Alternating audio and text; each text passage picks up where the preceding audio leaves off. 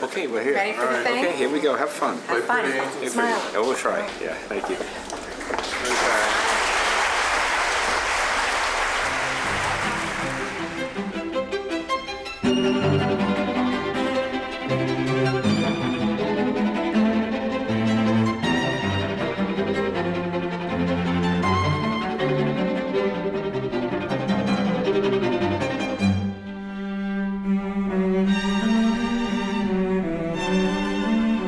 I think they're the Everest of string quartets. Really the epitome of what a quartet is and should be. The best string quartet in the world. The footprints left by their journey through this career are really profound.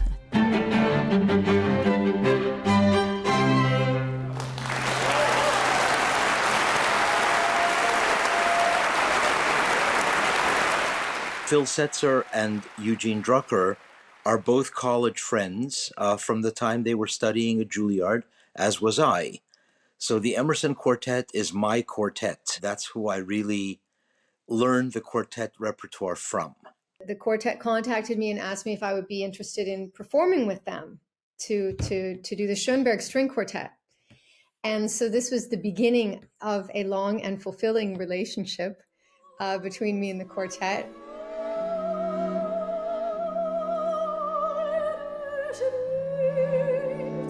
I had sung the Schoenberg before with other quartets, but I remember that first rehearsal when I was with all the Emersons, and it was just a magical moment in my life to hear that sound and to be able to be in resonance with their sound and with them.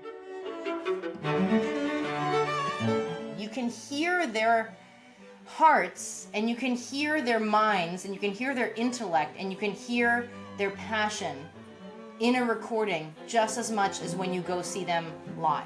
And I think that's incredible.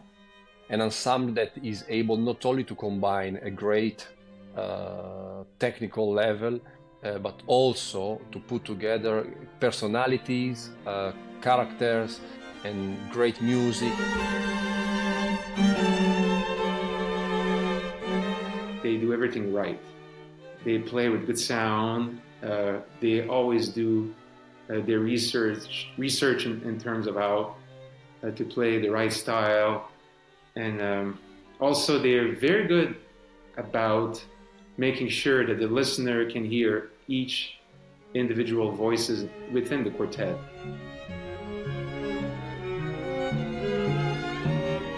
Your ability to flow between the four individual voices, and then to come together as one strength, and then again to flow into four individuals.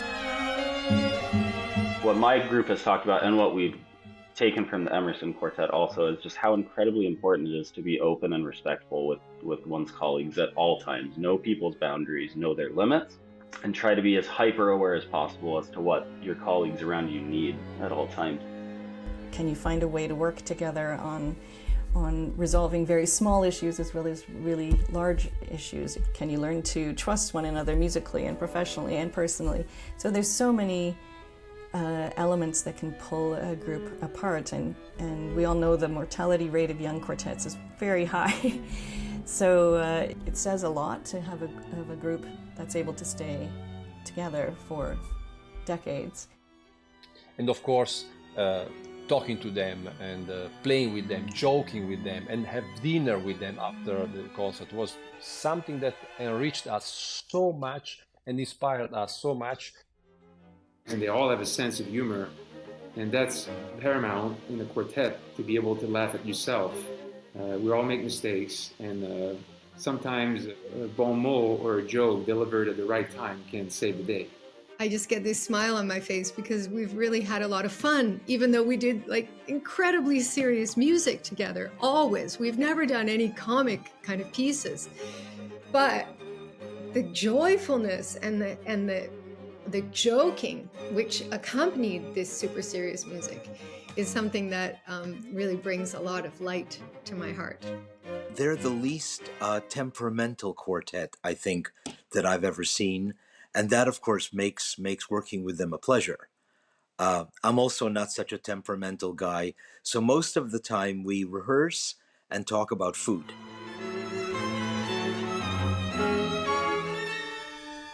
I think it's extremely important for musicians to embrace and support composers. It's part of our responsibility, just as it was the responsibility of musicians in Mozart's time and Haydn's time and Berg and Schoenberg's time. That is just part and parcel of what we must do to keep our art form alive, and the Emerson have done this tremendously well over the years. Clearly, we all are happy to listen to the classics or to the romantics, but being able to show what a string quartet can play, and being able to show that the string quartet can really contribute to, in some way, explore and developing new languages, new musical languages, is very important. And the Emerson, I think, are probably one of the most important and amazing ambassadors of it. And for young groups, this is very, very, very, very essential. It's crucial because we all grew up listening to them, watching them, observing them, and their example is super important.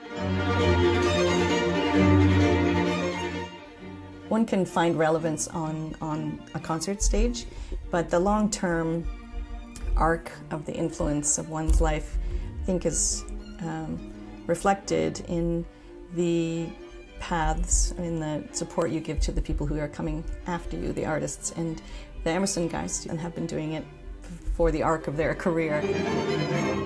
We had a seminar at Stony Brook University in the summer of 2005, and my quartet was there, and we had like maybe 1 or 2 coachings with all the members, and it was something that made us believe that we could maybe make it as a string quartet. So my quartet, the St. Lawrence Quartet, auditioned for their first graduate string quartet in residence position at the University of Hartford in spring of 1990, and we began with them that fall. It was like the jewel of the opportunities, of any opportunities open to a young, hungry quartet at the time.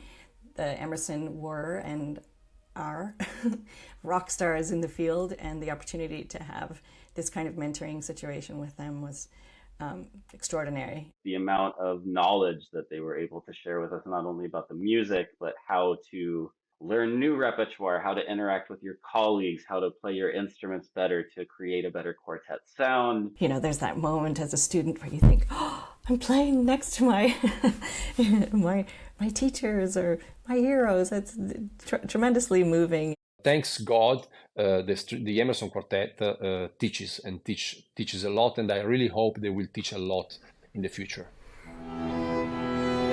To all my buddies in the quartet, to Phil, Gene, Larry, and of course Paul, and in his absence, David Finkel, thank you for the decades of great, great music making.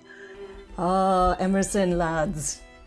You know, my message is just very simple, and it is just a very sincere and warm thank you for everything you've done. You know, I know that every time you're on the road, look at me getting all choked up, you're taking time away from your family, away from your friends. And being on the road has its joys, playing concert has its joys, but we also know how much you had to leave in order to make that happen. And we know how much time you gave to us and how you've given to so many other young quartets. Hey guys, from me and the Calidor String Quartet, thank you so much for everything you've given us, personally, career-wise, teaching-wise, and just from your incredible playing over the years. We can't thank you enough, and we will continue to be inspired by everything you've done for the rest of our career moving forward. Thank you, thank you, thank you. Cari amici, caro Phil, caro Eugene, caro Larry, caro Paul, and let me say also caro David, you have been a great inspiration for all of us, and we love you. Vi amiamo, you know it. I wanted to just thank you guys so much for being a friend and a mentor for this half of my life, and for being so warm and friendly and always welcoming to me. And I can't wait to see what the four of you do next. Emerson's Gene, Phil, Larry, Paul. It has been my great honor to make music with you. I send you all my love. I wish you well on your various voyages.